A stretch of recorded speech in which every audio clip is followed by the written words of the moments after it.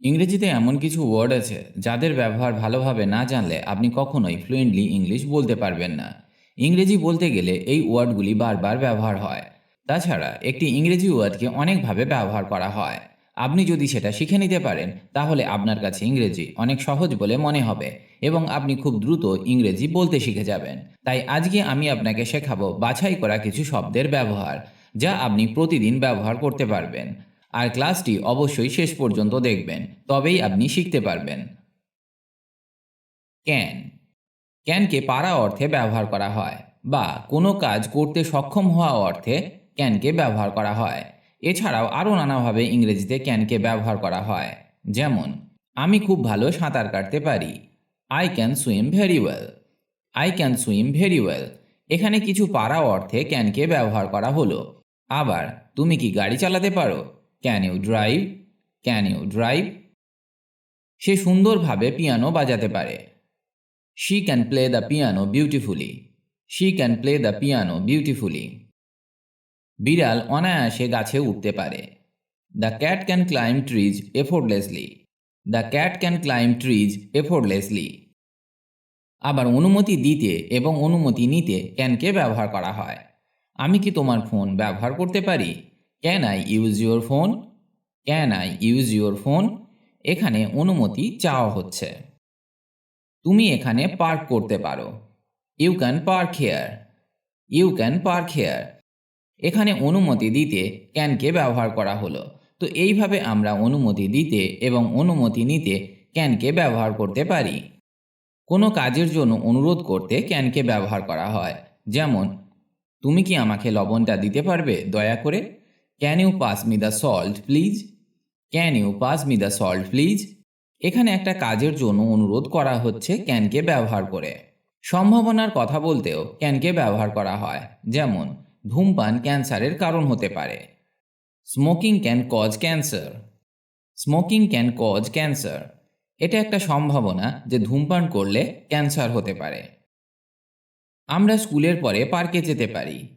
We can go to the park after school. We can go to the park after school. এটাও একটা সম্ভাবনা। এখানে আমরা দেখলাম কিভাবে ক্যানকে ব্যবহার করা হয়। তো ইংরেজি বলতে গেলে আপনাকে অবশ্যই ক্যানের ব্যবহার ভালোভাবে শিখতে হবে, তবেই আপনি ফ্লুয়েন্টলি এবং স্মার্টলি ইংলিশ বলতে পারবেন। এবার পরের শব্দটা শেখা যাক। যারা আমার চ্যানেলে নতুন তারা অবশ্যই চ্যানেলটি সাবস্ক্রাইব করে নিন আর বেল নোটিফিকেশনটি অন করে দিন, যাতে আপনি সবার আগে আপডেট পেয়ে যান। তাহলে চলুন শুরু করা যাক। কুড। ক্যানের পাস্ট টেন্স হিসাবে কুডকে ব্যবহার করা হয়, বা পারত অর্থে কুডকে ব্যবহার করা হয়। যেমন, সে যখন ছোট ছিল তখন গান গাইতে পারত। He could Singh when he was young. He could Singh when he was young. আগে পারত কিন্তু এখন আর পারে না অর্থে কুডকে ব্যবহার করা হয়। অনুমতি নিতে কুডকে ব্যবহার করা হয়। ফর এক্সাম্পল, আমি কি তোমার কলম ধার করতে পারি? কুড আই বড়ো ইয়োর পেন? কুড আই বড়ো ইয়োর পেন? এখানে জানা উচিত ক্যানের চেয়ে কুড অনেক বেশি পোলাইট। সম্ভাবনার কথা বলতে কুডকে ব্যবহার করা হয়। ফর এক্সাম্পল, সে এখন যে কোনো সময়ে আসতে পারে। She could arrive any time now. She could arrive any time now. আবার অনুরোধ করতেও কুডকে ব্যবহার করা হয়। আপনি কি আমার কাজে সাহায্য করতে পারেন দয়া করে? Could you help me with my work please? Could you help me with my work please? এবার আমরা শিখব মেয়ের ব্যবহার। মেয়েকে সম্ভাবনা অর্থে ব্যবহার করা হয়। যেমন, পরে বৃষ্টি হতে পারে। ইট মে রেন লেটার। ইট মে রেন লেটার। অনুমতি চাওয়া বা দেওয়া অর্থে মেয়েকে ব্যবহার করা হয়। যেমন, আমি কি আপনাকে একটি প্রশ্ন করতে পারি? May I ask you a question? May I ask you a question? আমি কি কিছুক্ষণের জন্য তোমার ফোন ব্যবহার করতে পারি? May I use your phone for a movement? May I use your phone for a movement? Might. মাইটকেও সম্ভাবনা অর্থে ব্যবহার করা হয়। আমি পরে জিমে যেতে পারি, বা আমি হয়তো পরে জিমে যেতে পারি। I might go to the gym later. I might go to the gym later. সে আমাদের সাথে ডিনারে যোগ দিতে পারে। He might join us for dinner. He might join us for dinner. আগামীকাল তুষারপাত হতে পারে। It might snow tomorrow. It might snow tomorrow. আপনার জানা উচিত অনেক কম সম্ভাবনা অর্থে মাইটকে ব্যবহার করা হয়। উড, পোলাইট রিকোয়েস্ট বা বিনম্র অনুরোধ করতে উডকে ব্যবহার করা হয়। যেমন, তুমি কি একটু কেক খাবে? Would you like some cake? Would you like some cake? আপনি কি এক কাপ চা খাবেন? Would you like a cup of tea? Would you like a cup of tea? Must, মাস্টকে অবশ্যই করতে হবে অর্থে ব্যবহার করা হয়। আমাকে অবশ্যই একটু ঘুমোতে হবে। I must get some sleep. I must get some sleep. আমাকে অবশ্যই আমার মাকে ফোন করতে হবে। I must phone my mom. I must phone my mom. Bike চালানোর সময় অবশ্যই তোমাকে হেলমেট পরতে হবে। You must wear a helmet while riding a bike. You must wear a helmet while riding a bike. Should, শুডকে উচিত অর্থে ব্যবহার করা হয়। তোমার ভুলের জন্য ক্ষমা চাওয়া উচিত। You should apologise for your mistake. You should apologise for your mistake. ছাত্রদের নিয়মিত পড়াশোনা করা উচিত। Students should study regularly. Students should study regularly. What, হোয়াটকে কি, কোন, কটা তথ্য জানার জন্য ব্যবহার করা হয়। মানুষ বা জিনিস সম্পর্কে তথ্য জিজ্ঞাসা করতে হোয়াটকে ব্যবহার করা হয়। যেমন, কটা বেজেছে? What time is it? What time is it? তুমি কি পোশাক পরেছিলে? What did you wear? Where did you wear? আপনার পছন্দের রং কি? What is your favourite colour? What is your favourite colour? When, হোয়েনকে কখন বা যখন অর্থে ব্যবহার করা হয়। কখন যাচ্ছ? When are you going? When are you going? Bus কখন আসবে জানি না। I don't know when the bus will come. I don't know when the bus will come. আমি যখন ছোট ছিলাম সেখানে গিয়েছিলাম। I went there when I was a child. I went there when I was a child. Who, হুকে কে, কার, কারা অর্থে ব্যবহার করা হয়। এ কাজ কে করেছে? Who did this? Who did this? তোমার সবচেয়ে ভালো বন্ধু কে? Who is your best friend? Who is your best friend? এই জন, যার সম্পর্কে আমি তোমাকে বলেছিলাম। This is John who I told you about. This is John who I told you about. Which, হুইচকে কোনটি বা কাকে অর্থে ব্যবহার করা হয়। যেমন, তুমি কোন বইটি পড়তে চাও? Which book do you want to read? Which book do you want to read? কোনটা আমার? Which is mine? Which is mine? কোন রঙে আঁকবো তা ঠিক করতে পারছি না। I can't decide which colour to paint. I can't decide which colour to paint. Whose, whose মানে কার। কোনো বস্তু, কার বা কোন ব্যক্তির প্রশ্ন করতে হুজকে ব্যবহার করা হয়। যেমন, এই ব্যাগটা কার? Whose is this bag? Whose is this bag? টেবিলের ওপর এই কলমটা কার? Whose pen is this on the table? Whose pen is this on the table? আমি ভুলে গেছি কার বই ধার করেছি। I forgot whose book I borrowed. I forgot whose book I borrowed. Where, হোয়ারকে কোথায় বা যেখানে অর্থে ব্যবহার করা হয়। তিনি কোথায় থাকেন? Where does he live? Where does he live? কোথায় যাচ্ছ? Where are you going? Where are you going? তিনি রোমে থাকতেন, যেখানে তিনি ইংরেজি পড়াতেন। He lived in Rome where he taught English. He lived in Rome where he taught English. এবার আমরা শিখব উইলের ব্যবহার। উইলকে ভবিষ্যতে হবে বা ঘটবে এই অর্থে ব্যবহার করা হয়। কাল কি বৃষ্টি হবে? Will it rain tomorrow? Will it rain tomorrow? সূর্য পূর্ব দিকে উঠবে। The sun will rise in the east. The sun will rise in the east. কাউকে কিছু করতে বলা বা অনুরোধ করার ক্ষেত্রে উইলকে ব্যবহার করা হয়। যেমন, তুমি কি আমাকে তার ঠিকানাটা দেবে? Will you give me her address? Will you give me her address? তুমি কি আমাদের সাথে পার্টিতে আসবে? Will you come to the party with us? Will you come to the party with us? Is, ইজকে হওয়া, হয়ে ওঠা, কোনো ব্যক্তি, বস্তু বা অবস্থা সম্পর্কে কিছু বলার জন্যে ব্যবহার করা হয়।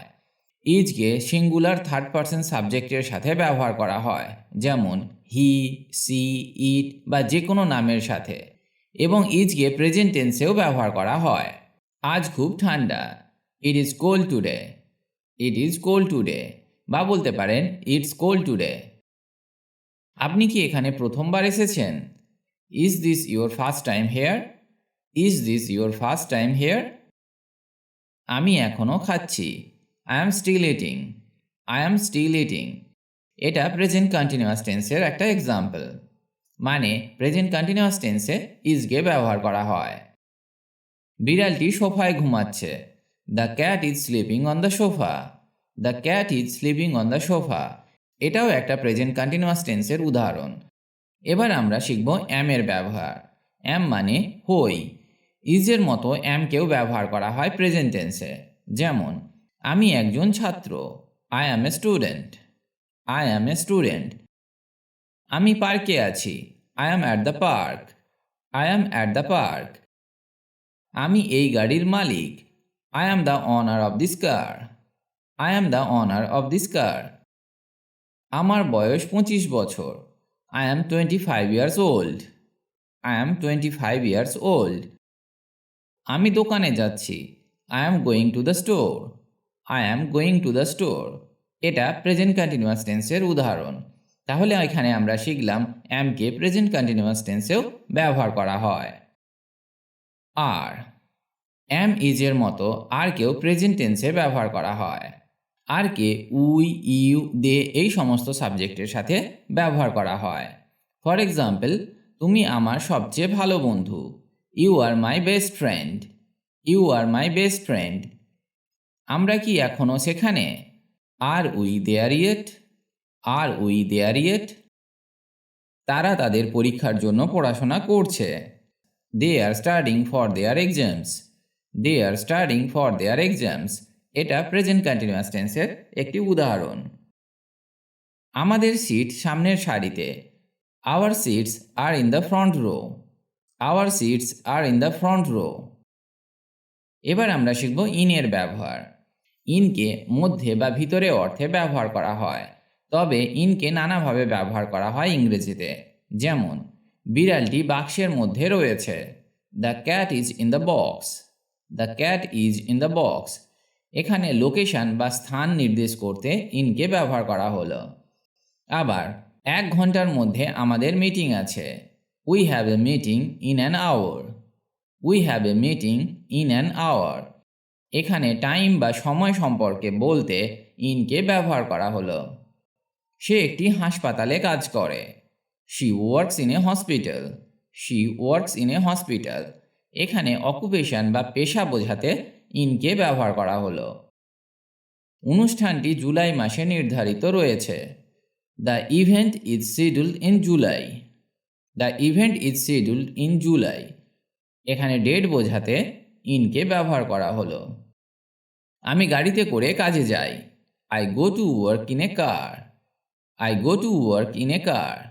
এখানে ট্রান্সপোর্ট বা পরিবহন বোঝাতে ইনকে ব্যবহার করা হলো। অন, অন মানে উপরে। যেমন, বইটা টেবিলের উপর, the book is on the table. The book is on the table. এখানে পজিশন বা অবস্থান বোঝাতে অনকে ব্যবহার করা হলো। কুকুরটি সোফায় ঘুমাচ্ছে, the dog is sleeping on the sofa. The dog is sleeping on the sofa. Contact with a surface বা কোনো কিছুর সাথে স্পর্শ বোঝাতে এখানে আমরা অনকে ব্যবহার করলাম। লাইব্রেরিটা মেন স্ট্রিটে, the library is on main street. The library is on main street. এখানে লোকেশন বোঝাতে অনকে ব্যবহার করা হলো। সোমবার আমার একটি মিটিং আছে, I have a meeting on Monday. I have a meeting on Monday. Days এবং ডেটস বোঝাতে অনকে ব্যবহার করা হয়। আমার জন্মদিন 5ই June. My birthday is on the 5th of June. My birthday is on the 5th of June. এবার আমরা শিখব অ্যাটের ব্যবহার। অ্যাটকে একটি সঠিক অবস্থান বা নির্দিষ্ট স্থান দেখাতে ব্যবহৃত হয়। যেমন, সে তার ডেস্কে বসে আছে। She is sitting at her desk. She is sitting at her desk. এখানে লোকেশন অর্থে আমরা অ্যাটকে ব্যবহার করলাম। চলো কফি শপে দেখা করি। Let's meet at the coffee shop. Let's meet at the coffee shop. এটাও লোকেশন অর্থে আমরা অ্যাটকে ব্যবহার করলাম। মুভিটি শুরু হয় সন্ধ্যা 7:30টায়। The movie starts at 7:30 PM। The movie starts at 7:30 PM। এখানে টাইম বা সময় সম্পর্কে বলতে আমরা অ্যাটকে ব্যবহার করলাম।